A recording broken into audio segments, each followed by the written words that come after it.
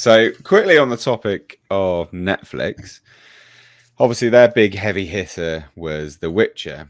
Now, obviously they wrecked themselves by driving away the main star and the draw of that, which was, of course, Henry Cavill. And part of that was the showrunner, Lauren Hisrich, who has made a big song and dance about Andrzej Sapkowski being someone that she respects, someone that she thinks is great, loves the law.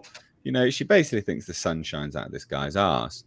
So you would think that this guy, you know, and Lauren were somewhat tight, you know, and maybe, you know, Andre would like The Witcher. Well, this is someone who stayed very, very quiet on it. And he has come out and he was asked, and it is pretty damning, to be honest. You know, he basically asked about the TV show. And his response was very short, very sweet. I've seen better, I've seen worse. Not exactly a stellar review, not exactly great. It's not exactly ripping at a new one, but I think there's a lot in what he's saying which he's not actually saying. Yeah. I mean, it's not good. It's not good to sit there and say, look, I've seen better and I've seen worse. It's a very much, you know, we talk about those kind of political replies. I mean, it's kind of that, but he's still, I mean, Andre, you sound like you want to chime in there. Yeah, I was kind of like, as far as political replies go, I mean, that's a bloodbath right there. I mean, you have to mop up the floor afterwards because the guy's basically saying, like, keep in mind, this is someone, he is now talking about the show of Lauren Hisrich, the one who says that, oh, I love this guy's books, I love the lore and everything.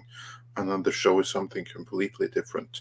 It's so bad that she's chased away Henry Cavill. And this guy, Andrzej, because it's not Andre, it's like the equivalent, but like it's Polish. So they were able to mix a C in there somehow. But anyway, Andrzej, then him saying that is just say Sapkowski.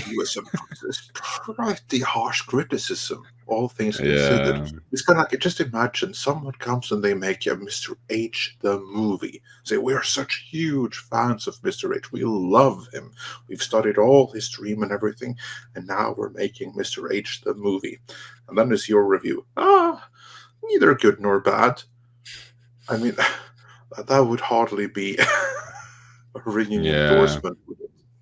Well, and speaking of spin, like earlier we were talking about with the whole James Gunn thing, think of how various media sources would spin you just saying that. Neither good nor bad, you know. Yeah. It was all right, you know. Yeah, but I mean, creator ambivalent to the yeah. That may have been a bad example because Mr. H would say straight out that fucking sucked, right? But fine, say it was me then. Yeah. Well, yeah, it's not good, is it? It's not exactly a stellar review. It's pretty damning. And more so because of the commentary by Lauren. I think it's more damning because of what Lauren has been saying.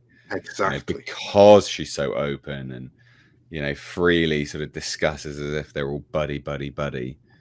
So yeah, pretty bad. Like it's pretty killer there, to be honest. I mean, Nick, do you want to chime in on this one? Sorry, I was responding to a work email. What were you guys talking about? I just missed like the last 2 or 3 minutes. So the original writer of The Witcher has been asked what he thought of the TV show, and he says, "I've seen better and I've seen worse." Very much, the original writer, not the one who's involved with the show now. Nope, Sapkowski. It seems like political nice way of not saying that the show sucks. Well, yeah, pretty much. Well, it's worse than that, I think. Like, it's very much like I mean, it's shit, but I can't really say it's shit. So, well, there's that side of it. Or, well, at least I get paid. Yeah, that's true. Is he still getting paid? Yes. Oh, absolutely. I'm sure. Yeah. Yeah, I have to be getting paychecks for this. Absolutely. That's why, like, I unequivocally. love John Carpenter. Whenever they ask him about a remake, he's like, "This is how I participate in the remakes. I put my hand out, and they put a check in it, and then I go home and I smoke some dope and I watch a movie." Oh yeah. Not Halloween. Oh yeah. Except for Yeah. Halloween, he did, of course, do the music and stuff like that. But yeah. Yeah. Otherwise, normally that's what he says. He has, I have zero input and I don't give a fuck. Yeah. Well, that's why I don't think he's gonna. Anyway, but yeah, I just thought that was a funny little comment from the author. I mean, Paulie, what do you think about all of this?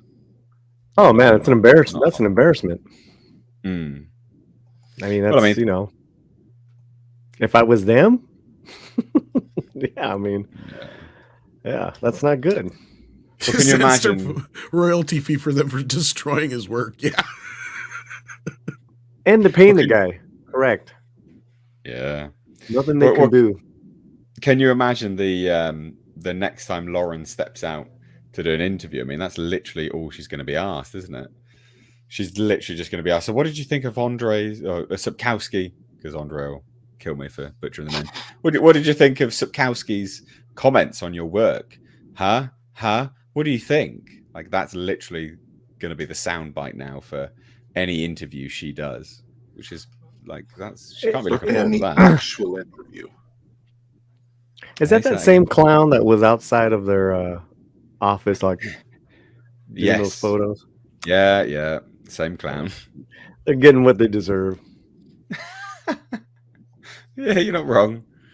I mean, yeah, I mean, we're now going through various degrees of just, like from decent to just horrible IP adaptations, right? Reimagine, whatever you want to call them. I mean, yeah, that might be a good list to create. Like which have been, what are the all-time worst ones? Like just keep, because they kind of keep topping each other. Yeah. You got the Velma and the Witcher. I mean, those are, I don't know. Anyways. Well, I meant to say something actually when we were talking about Batgirl, right? Because Batgirl, better watch Safran, it. That's my girlfriend. Safran came out. I don't give a shit. Safran came out and was like, "Oh, it was unreleasable. It would have hurt DC." I was thinking to myself, and loads of people commented as well, and they're completely right. It's like, if it was unreleasable, what the fuck is Velma then? Like, what are you doing? Actually, I can answer that. Mm-hmm. Oh God. Yeah, but Paulie, you go ahead first. No, please go ahead. I want to hear this. The reason why Velma was releasable while Batgirl was not is that Velma is its own standalone thing, and it doesn't really hurt anything else. Whereas this was pre-Gunn, but after David Zaslav had come in, and David Zaslav had already made it clear that DC, that was the jewel in the whole Warner collection. This is their Marvel. This is the thing that is supposed to pay for all of their other mistakes and fund everything else they do. Whereas Batgirl, and it's not about Batgirl, the cast, or anything else, but rather it was what I heard is that it was with the intention of the whole movie. Batgirl was the movie which solidified the removal of Henry Cavill's Superman and Ben Affleck's Batman, and really established that the new DC Trinity for going forward is Batgirl, Supergirl, and Wonder Woman. It's the movie that would establish the DCU. Just the same as you have the MCU, that was going to be the DCU. It was so woke that there was no salvaging it. It was the last administration's path of going into hyper politicness, and it was going to completely destroy the brand. And for that reason, that movie was unreleasable. So they had to so they scrapped that which was filming. They scrapped Supergirl, which was coming after that and gearing up for production, and then they went back and they retro-engineered The Flash to try to go for their new direction, which they were planning before Gunn. Of course, with Gunn came the reboot, so then all of that changed. But that was when they started changing the movie. That's when they brought back Ben Affleck and everything like that. Because then they had like a plan of, we're going to fix everything the way that it is, and we're going to now use the Flash as the fixing point. Hmm. But then, of course, you can't have Batgirl, because Batgirl just establishes the previous direction, which would have sent everything to hell and destroyed DC in a handbasket. Yeah, that makes sense. Yeah. That makes a lot of sense. I don't know why. Yeah, you're all right. Like a brand is completely different, isn't it? So Exactly. yeah, it makes sense.